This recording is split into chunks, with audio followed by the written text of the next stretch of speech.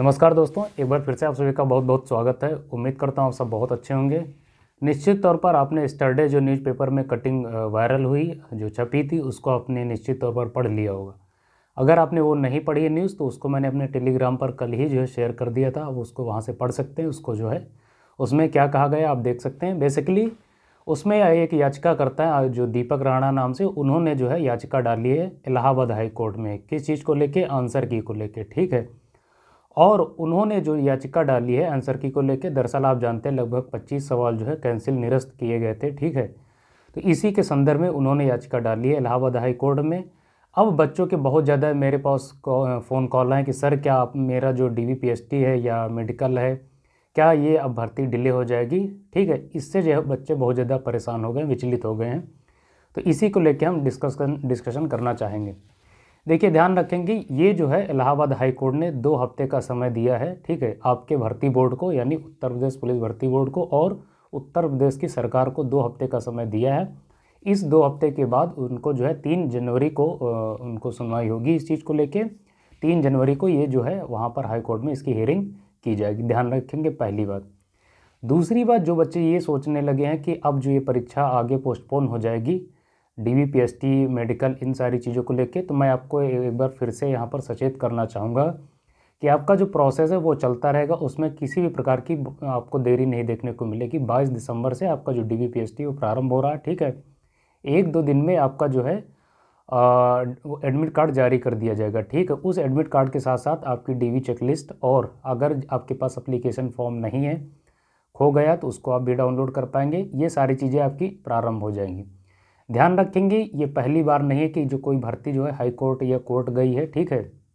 ये चीज़ें जो है आयोग अपने स्तर से, सरकार अपने स्तर से काम करती रहेगी, ठीक है। भर्ती आपकी जो प्रोसेस है वो एक तरफ चलता रहेगा। आयोग ने कोर्ट ने जवाब मांगा तो भर्ती बोर्ड जाएगा, वो जवाब देगा, लेकिन इसका ये मतलब नहीं है कि आपकी जो भर्ती है वो डिले कर दी जाएगी। साइमल्टेनियसली ये आपकी भर्ती चलती रहेगी, इस पर कोई प्रभाव नहीं पड़ेगा। ध्यान रखेंगे पहली बात, क्योंकि इससे पहले आपने देखा होगा, चाहे UPSI की बात की जाए, भर्ती कोर्ट में गई, उसके बावजूद भी सारी चीज़ें हो गई, ज्वाइनिंग भी हो गई। ये चीज़ें आप ध्यान रखते हैं, ध्यान रखना चाहिए। इसके अतिरिक्त भी बहुत सारी भर्तियां हुई हैं, चाहे लेखपाल की हों, बहुत सारी भर्तियां हुई, ठीक है। तो अगर आप सोच रहे हैं कि आपकी भर्ती पोस्टपोन हो जाएगी, डिले होगी, उसमें देरी होगी, तो आप इस गलतफहमी से बाहर निकलिए। क्योंकि बहुत सारे बच्चों ने मुझसे पूछा है कि सर क्या मुझे अब रनिंग करनी चाहिए, नहीं करनी चाहिए, जो डॉक्यूमेंट्स हमें प्रिपेयर करने थे, तैयार करने थे, उनको मैं करूँ कि ना करूँ, जो गजेटेड अफसर से साइन करवाना था जिन डॉक्यूमेंट्स पे, उन पे करवाऊँ कि ना करवाऊँ। सर बहुत कन्फ्यूज़न में आ गया हूँ, तो क्या करूँ, आप प्लीज़ बता दीजिए। देखिए, मैं आप सबको फिर से अलर्ट कर रहा हूँ कि आप सारी चीज़ों को जैसे कर रहे थे एज़ यूजुअल आप करते रहिए। आप अगर रनिंग की तैयारी कर रहे थे, आप उसी तरीके से रनिंग की तैयारी करते रहें, ठीक है। लोग आपको गुमराह करने लगे इस न्यूज़पेपर की कटिंग के माध्यम से कि आपकी भर्ती डिले कर दी जाएगी, ऐसा कुछ भी नहीं होने वाला। आप अपनी तैयारी करते रहें, ठीक है। रनिंग आप ईमानदारी के साथ करते रहें। डॉक्यूमेंट से रिलेटेड जितने भी डॉक्यूमेंट्स हैं उनको आप प्रॉपरली तैयार करवा के, मैंने आपको बताया था 2 सेट तैयार करवा लीजिए। एक जो है स्वप्रमाणित फ़ोटोकॉपी रख लीजिए, दूसरा जो सेट है उसको जो है आप गजेटेड अफसर से प्रमाणित करवा के रख लीजिए, ठीक है। कौन कौन से डॉक्यूमेंट्स ले जाने मैंने प्रीवियस वीडियो में बता रखे, उन डॉक्यूमेंट्स को आप जो है प्रिपेयर करवा लीजिए।